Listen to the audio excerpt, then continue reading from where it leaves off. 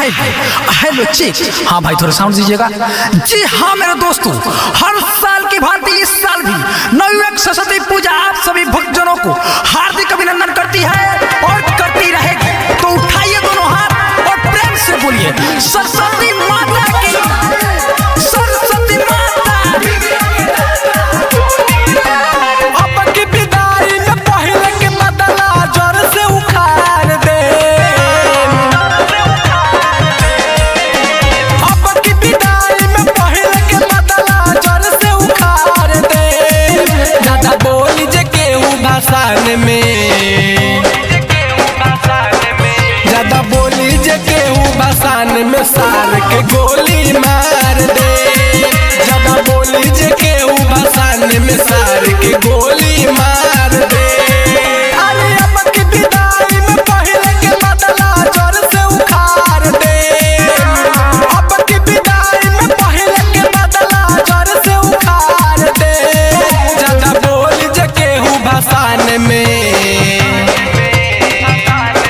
ज्यादा बोली जे केहू भाषण में सार के गोली मार दे।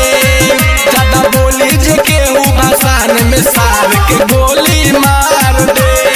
जी हाँ, गौर कीजिएगा, रोक ले अगर रुका जाए, रोक ले अगर रुका जाए। जब ट्रिगर बाउंड्री रखा जाए तो मोतिहारी जिला के भसान बाबू बिना ठोकले ठोका जाए। हई रंगदार हम जी हिल शान से, यदि कोई बोली तो चल जाई जान से। हई रंगदार हम जी हिल शान से, यदि कोई बोली तो चल जाई जान से। जे आई हमन के बीच में ओकर गर्मी झाड़ दे। जे आई हमन के बीच में ओकर गर्मी झाड़ दे। ज्यादा बोली जे केहू भाषण में, साइड में चल, ज्यादा बोली जे केहू भाषण में सार के गोली मार दे। ज्यादा बोली जे केहू भाषण में सार के गोली मार दे।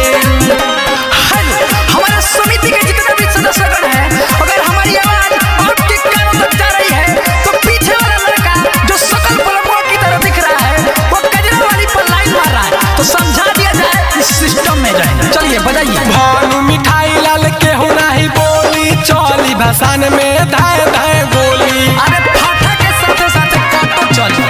भानु मिठाई लाल केहू नहीं बोली, चली भाषण में धाय धाय गोली। कहला कि रंजन रंगीला साल धरती में गाड़ दे। कहला कि रंजन रंगीला साल धरती में गाड़ दे।